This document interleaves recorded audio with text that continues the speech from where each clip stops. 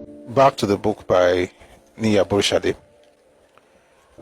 However, on the third day when Aguiyi Ironsi assumed office as head of state, and within such time, Banjo was becoming too popular for some people's liking. Colonel Victor Banjo was arrested on the flimsy excuse that he had a pistol in his pocket while waiting to meet the head of state, which was contrary to the laid down regulations. They further alleged without any evidences that he was amongst the January 15 coup plotters. These malicious accusations started like a joke. Banjo was actually waiting to see the head of state when his comrades in the army, Major A. Anruwa and Lieutenant Colonel Kurubo, pretended to be admiring the latest weapon Banjo was carrying. They had both requested Banjo's permission to handle the sophisticated weapon, which he innocently obliged since he had no ulterior motive. He was then arrested on, quote, account of planning a coup to topple Aguiyi Ironsi in support of the coup planners of January 15. End quote. The question is, short of wanting to assassinate, which made no sense, can one man plan and execute a coup? And if Banjo was not working alone, who and where are the others? The accusations were simply incredulous, but such was the dreadful level of suspicion in the army, which had just lost some of the finest men to the Nzogu. This guy keeps making a mistake. I'm going to cancel this thing in my book. It was not Nzogu's coup. If I'm going to write it properly, it should be Fajuna. The first coup destroyed the camaraderie, trust, and confidence that had existed among officers and men of the Nigerian military establishment before the coup.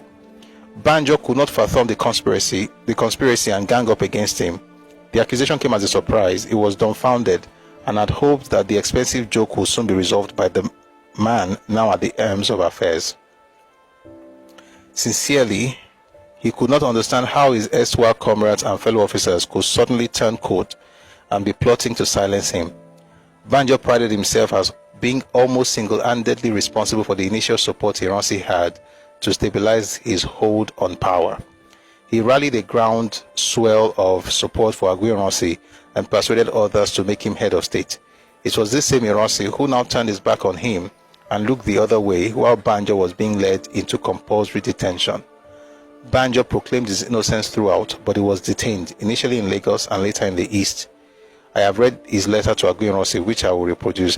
I'm going to read that letter later, but give me a second. Let me read something about the incident that happened in that room from his own sister's perspective, which of course she got from the letter that his brother wrote.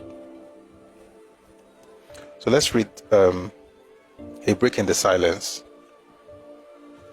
by Fadetomo Ogunsheye. She says here, the coup had been bloody. The Prime Minister, the Premiers of the North and Western regions, and the Federal Minister of Finance had been killed. All senior army officers who were available and senior in rank to Victor had been killed. The head of the army, who was from the Eastern region, had been spared. The Premier of the Eastern region had also been spared. It was clear to me that Victor was not party to the coup. The head of the army, Ironsi, was alleged to have gone into hiding at the time of the coup. All the officers between Lieutenant Colonel Banjo and Major General Ironsi's ranks were also not available. This left Victor the most senior army officer around. I'm going to tell you something when I'm done reading this thing. This left Victor the most senior army officer around, with no choice than to step in to put things under control. He pacified and persuaded the northern soldiers not to riot. Then he persuaded Major General Ironsi to agree to take over government. He organized the legal handling over of the government to the army, drafting the document himself. He implored the acting civilian president to hand over power to the army. He persuaded the young officers who had organized the bloody coup, who had invited him to take over power, to submit to the leadership of Major General Ironsi, the head of the army, and allow him to take over the government of the Federation. The seniority ranking of the army should be sustained and that loyalty and solidarity within the army should be maintained, he said. Ironsi was sworn in as head of state. Victor chose to play the kingmaker and power behind the throne. He forgot or ignored the Yoruba folk saying that the blood of kingmakers is often spilled on the route of the king's ascent to the throne. 1 week later, Ironsi, the head of the army, schemed with the other officers who feared Victor's popularity with the coup plotters to have him eliminated.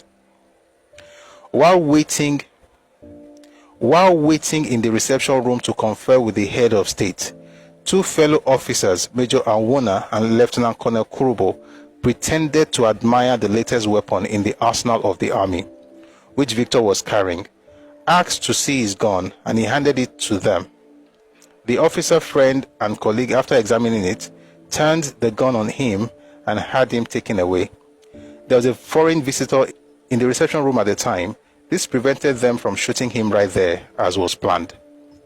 They had given out the news that he had been shot in an assassination attempt. He was, however, rescued by another faction and made him leave to tell the story.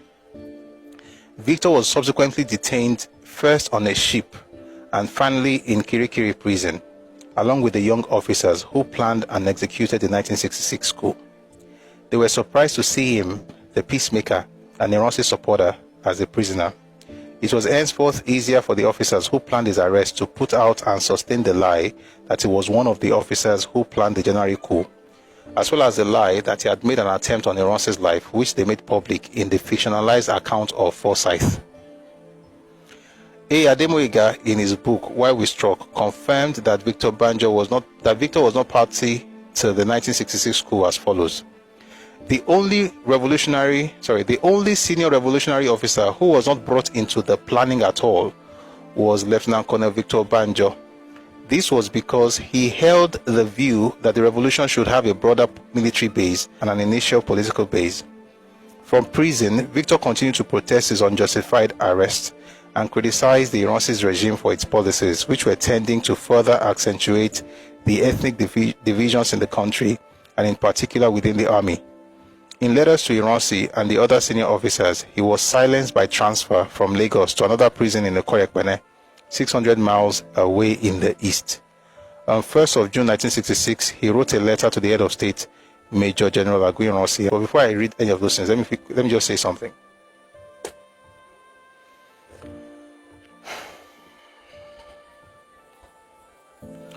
The coup was planned in such a way that any senior officer who was going to be a threat to Aguiyi Ironsi was eliminated.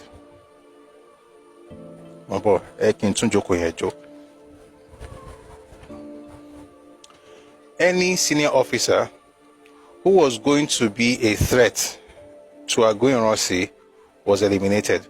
That's why people like officers like Ademulegun was killed. He was one of the most senior military officers at the time.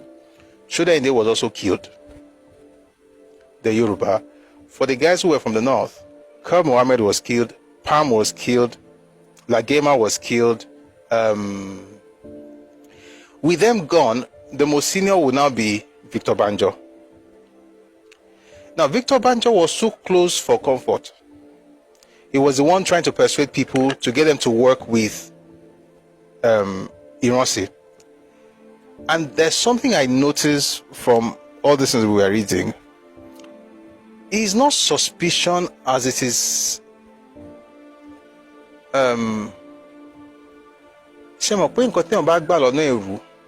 you're not sure you're able to keep it.